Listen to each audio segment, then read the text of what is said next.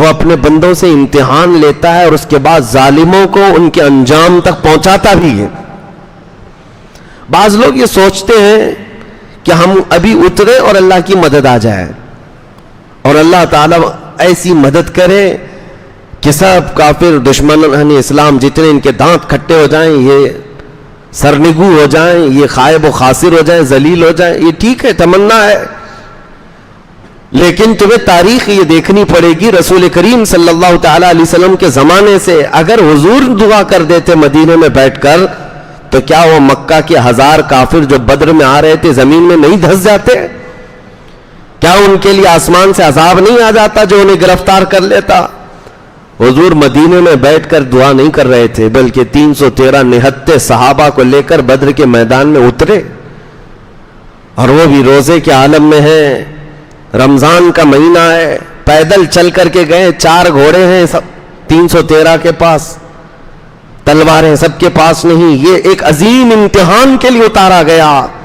اور جب سب صحابہ نے یہ اپنا حوصلہ اور اپنی استقامت دکھا دی، تب رات کے وقت رسول کریم صلی اللہ علیہ وسلم نے یوں دعا کی کہ اے اللہ، اس جماعت کو اگر تو نے فتح نہیں دی تو قیامت تک اس زمین پر سجدہ کرنے والا کوئی نہیں آئے گا. اب یہ محبوب کی دعا تھی، مناجات تھی اپنے رب کی بارگاہ میں. پھر اللہ تعالیٰ نے روشن فتح عطا فرمائی. یہ نہیں ہے کہ ہم اپنی مسجدوں میں بیٹھ کر کے تسبیح پڑھیں اور دعائیں کرتے رہیں، ہمیں عملی میدان میں اترنا چاہیے. اب عملی میدان میں اترنے کا مطلب کیا ہے؟ ہر کوئی فوراً اپنا ذہن یہاں دوڑاتا ہے کہ ہم تلوار لے کر کے، بندوق لے کر کے، چاقو لے کر کے میدان میں اتر جائیں اور لوگوں کو ڈرائیں. نہیں، دیکھیں ایک بات یاد رکھیں، مقابلہ کرنے کی سمتیں الگ ہیں، تقاضے الگ ہیں. ہر زمانے میں، ہر طرح سے، ہر علاقے میں الگ الگ انداز سے حق و باطل کی جنگیں ہوئی ہیں. یہ ضروری نہیں ہے کہ ہر حق و باطل کی جنگ میں تلوار ہی اٹھائی جائے، ضروری نہیں ہوتا. ہر حق و باطل کی جنگ میں چاقو، چھری اور بندوق ہی اٹھایا جائے، نہیں، وہ آخری دور ہوتا ہے. حق و باطل کی جنگوں میں ہمارے عظیم اولیاء کرام نے بھی لڑائیاں لڑی ہیں. کیسے؟ جب باطل سر ابھارتا ہے تو بچوں کو عملی طور پر میدان میں اتار کر کے میرے مصطفیٰ کے اخلاق پہنا دینا، یہ بھی ایک عظیم جنگ ہے. ان باطل قوتوں کے سامنے ایک عظیم جنگ ہے. جس چیز کی وہ جڑیں کاٹنے پر لگے ہوئے ہیں، ان جڑوں کو پھر سے پانی دے دینا، یہ ایک عظیم جنگ ہے. آج تمہاری تاریخ کی جڑیں کاٹنا چاہتے ہیں، نبی کریم صلی اللہ تعالی علیہ وسلم کی محبت پر ایک میلی چادر ڈالنا چاہتے ہیں. یہ سارے کفار و مشرکین مل کر کے پوری دنیا میں پلاننگ نہیں کر رہے ہیں. حضور کی گستاخیاں، اسلام کی گستاخیاں رب العالمین کی بارگاہ میں. آپ کبھی محسوس کرتے ہیں ایکس مسلم نام سے تو بہت سارے لوگوں کو لا کر کے ہاٹ سیٹ پر بٹھایا جاتا ہے. ایکس ہندو دیکھا، ایکس کرسچن دیکھا کہ جو کرسچینٹی چھوڑ کر کے آیا ہو یا ہندوازم کو چھوڑ کر کے آیا ہو، اس کو بھی لا کر ہاٹ سیٹ پر بٹھا کر اس سے ڈیبیٹ کیا جاتا. نہیں، ایکس مسلم، یہ باضابطہ پری پلانڈ ہوتے ہیں. یہ پورے پیدا کیے ہوئے کتے ہوتے ہیں جن کو پال کر کے لایا جاتا ہے. میں صرف آپ کو ایک مثال دے رہا ہوں. پوری دنیا جب نشانے پر رکھ چکی ہے تاریخ اسلام کو، قرآن کو، رسول کریم صلی اللہ علیہ وسلم کی ذات کو، ان حالات میں اب تم خود حالت جنگ میں ہو. اگر آپ کو ایسا لگتا ہے کہ جب جنگ کا میدان ہوگا تب ہم بھی اتریں گے، یہ سوچنا بند کرو. جنگ کا میدان ہوگا تب اتریں گے نہیں، بلکہ فی الحال آپ جنگ کے میدان میں ہیں آلریڈی.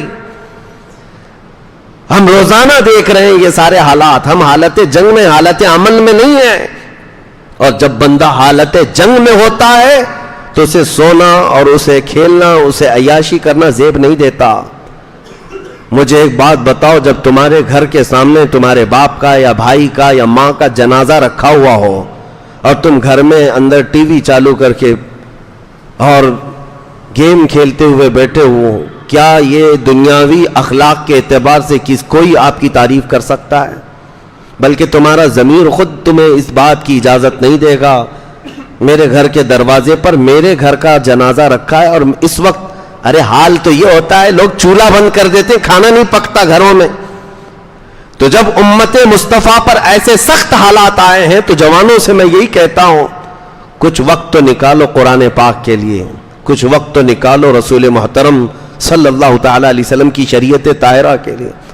آج اگر تم نہیں اٹھے اور تم نے اپنے عملی میدان میں کوششیں نہیں کی تو پھر بات یہی ہے کہ امت اس وقت ان حالات سے گزر رہی تھی کہ روزانہ ملک شام، فلسطین، یمن، عراق، ہر جگہ سے بچوں کی چیخیں آتی رہیں اور ہم تو موج مستی میں رہے۔ آپ لوگوں کا ایک سوال ہو سکتا ہے ہمیں کیا کرنا چاہیے؟ میرے عزیزو، دل کو نرم کر دینا یہ بھی بہت بڑا کمال ہے۔ اپنے دل کو نرم کر لو، بس یہاں بیٹھے ہو، تم جا نہیں سکتے اتنے بڑی دور اور وہاں جا کر کے مقابلہ نہیں کر سکتے، یہ ہمیں بھی تسلیم ہے، ہمیں بھی پتا ہے، لیکن ہمارا تقاضا صرف اتنا ہے یہاں بیٹھے ہوئے دل سخت تو نہ کرو۔ دل میں اگر تمہارے نرمی آ گئی، یہی اللہ رب العزت کی بارگاہ میں قبولیت کی علامت ہے۔ دلوں کو نرم کر لینا اور اللہ تعالیٰ کی طرف دوڑنے کی خواہش پیدا کر لینا، بس اتنی سی بات ہے۔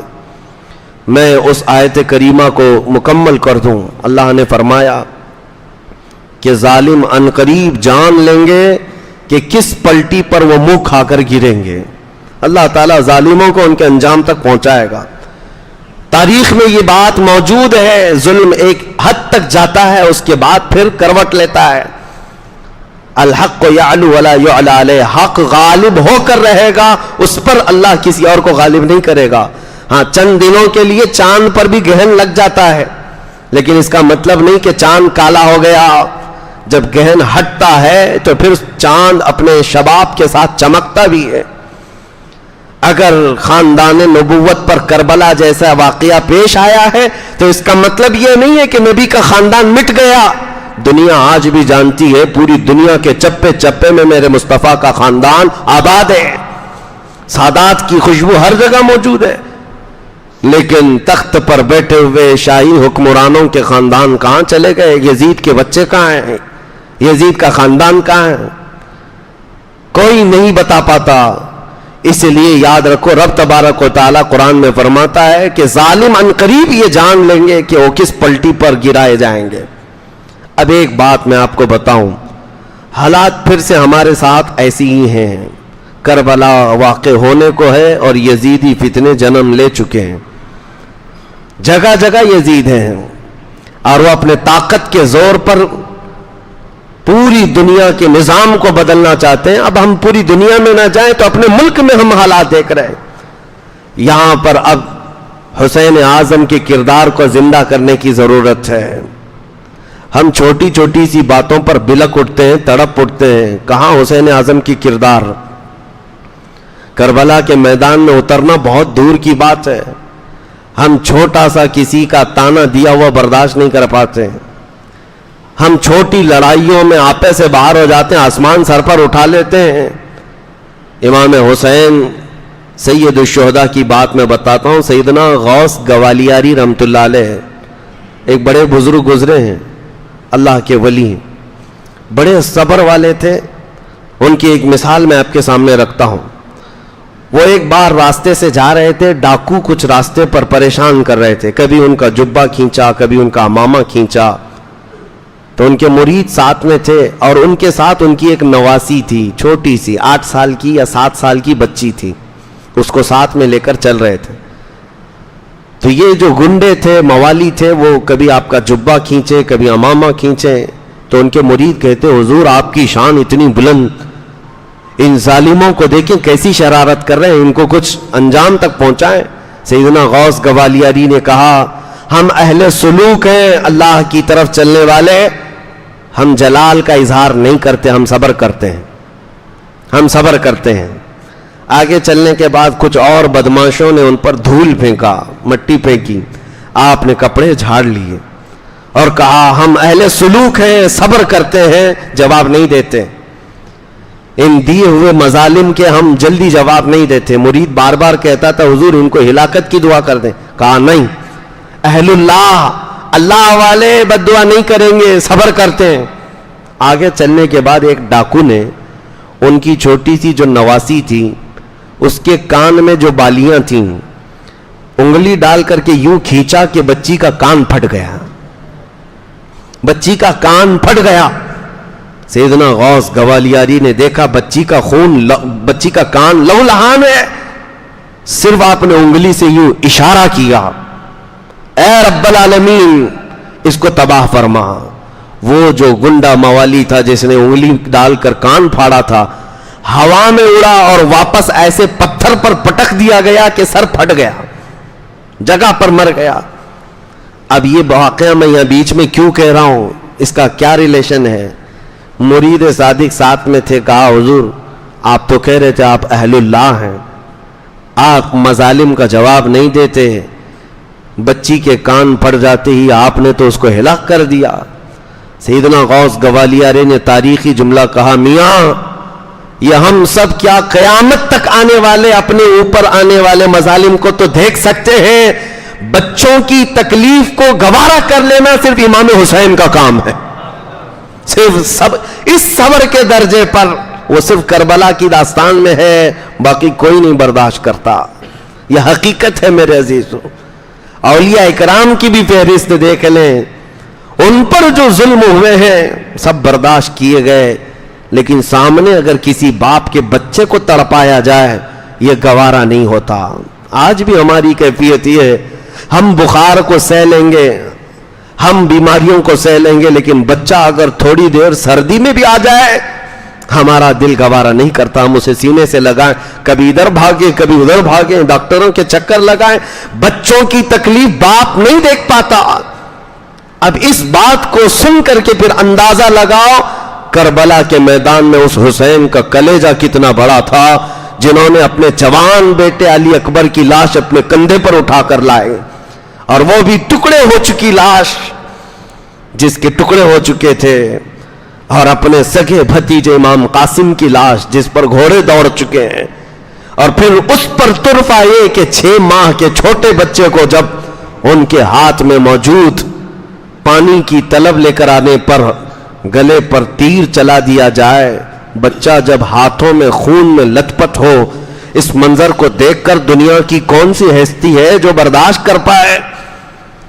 اپنے سگے بھائی کو کٹتے ہوئے ہاتھ دیکھا، عباس علمبردار کو، اور اس کے بعد ان کے سینے پر نیزہ مار کر جب یزیدیوں نے شہید کیا، تب تک میں نے دیکھا ہے تاریخ میں امام حسین نے صرف اتنی بات کہی، جن کی عمر 60 سال کے قریب ہو چکی ہے، 60 سال کی عمر کے قریب رب العالمین کی بارگاہ میں صرف اتنا کہا، الآن انکسر ظہری، اے اللہ میری ریڑھ کی ہڈی ٹوٹ گئی، تیرے علاوہ کس سے شکایت کروں، تیرے علاوہ کس سے میں شکایت کروں۔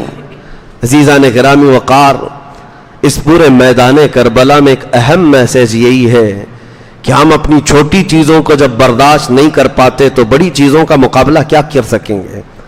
برداشت کی طاقت بھی بڑھانا بہت ضروری ہے۔ اولیاء اکرام کی سیرت میں اگر دیکھیں گے آپ، تصوف میں ایک باب ہے، وہ خلافت اس وقت تک دیتے نہیں تھے جب تک مرید کو پیاس برداشت کرنے کی طاقت نہ آ جائے، بھوک برداشت کرنے کی طاقت نہ آ جائے، اور لوگوں کے مظالم سہنے کی طاقت نہ آ جائے، تب تک ماررہ متحرہ میں تو باضابطہ اس پر تربیت دی جاتی تھی۔ خاص طور پر مچھلی کھلا کر رات میں یوں ہی دروازہ بند کر کے سلا دیا جاتا، صبح تک وہ بندہ تڑپتا رہتا، پانی نہیں دیتے، اور اگر کوئی بہت زیادہ اتاولا ہو جاتا کہ پانی نہیں تو اس کو بھیج دیا جاتا، جا تو یہاں کی خلافت لینے کا اہل نہیں ہے۔ برداشت کی طاقت پیدا کرنا مسلمان کے لیے بہت ضروری ہے، اور یہی کربلا کے میدان میں ہمیں ایک بہت بڑا عظیم پیغام ملا ہے۔ مرد تو مرد ہیں۔ ایک دانشور نے بہت اچھی بات لکھی ہے، کربلا میں موتیں تو ہوئیں، حسین اعظم کی موت، شہادت، علی اکبر کی شہادت، امام قاسم کی شہادت، سب کی ایک بار ہوئی، لیکن اس میدان میں سب سے بڑا جگر رکھنے والی کوئی شخصیت ہے تو سیدہ زینب ہے، جو پورے میدان کو دیکھتی بھی رہی۔ ان کے بچے بھی سامنے شہید ہوئے، بھائی شہید ہوا ہے، بھتیجے بھانجے سب شہید ہوئے، اور اس کے بعد جو حالات ہوتے ہیں، سب کی موت کے بعد جب ان کو بندی بنا کر، قیدی بنا کر دمشق تک لے جایا جا رہا ہو، زنجیر باندھ کر کے، رسول اللہ کی وہ شہزادی نے کتنا سہا ہوگا. یزید کے دربار میں پہنچنے کے بعد انہوں نے اپنے اندر جتنا تھا سب نکال دیا. آج 1400 سال ہو گئے سیدہ زینب کا دیا ہوا خطبہ جو دمشق کی جامع مسجد میں یا یزید کے دربار میں آج تک حرف بحرف سلامت ہے. لوگ آج اس کو پڑھتے ہیں تو رو پڑتے ہیں. سیدہ زینب نے جو خطبہ دیا تھا, ایک ہی جملہ اگر میں بتاؤں میرے عزیزو, سیدہ زینب نے کہا تھا دنیا کی ہر ماں اپنے بیٹے پر روتی ہے اگر بیٹا انتقال ہو جائے, ہر بہن اپنے بھائی کی موت پر روتی ہے, ہر پھوپھی اپنے بھتیجے کی موت پر روتی ہے, لیکن زینب کے لیے یہ تلاش کرنا ہی مشکل ہے وہ روئے تو کس پر روئے, بھائی پر کہ بیٹے پر کہ بھتیجے پر کہ بھانجے پر, سب کی لاشیں ایک ساتھ ہیں. عزیزان گرامی وقار, کربلا کے اس میدان میں ایک بہت عظیم پیغامات دنیا کو ملے ہیں. آپ سن ہی رہے ہیں اور ہر سال سنتے رہتے ہیں. اس کا خلاصہ صرف اتنا ہی ہے کہ اپنے دلوں کو جوان رکھو, بیدار رکھو, سہنے کی طاقت بھی, اور اس کے علاوہ ایک بات اور کہ ظلم زیادہ دیر تک نہیں چل سکتا, اللہ تعالیٰ کی مدد آ ہی جاتی ہے. آپ کو یہ نہیں کہا گیا کہ ظلم سہتے ہوئے تم خاموش رہ جاؤ, نہیں, مار برداشت کی جا سکتی ہے, پھانسی برداشت کی جا سکتی ہے, لیکن زبانی خاموش نہیں رہا جا سکتا. حق بات موت تک کہی جانی چاہیے. یہ پیغام ہے. اس کا کوئی الٹا میسج یہ نہ لے لے. سہنے کی طاقت کا مطلب یہ نہیں ہے کہ خاموشی سے سہتا رہے, بلکہ اس پر تو ظالموں کو خوشی ہے کہ ہم نے مارا, دیکھو چپ ہو گیا.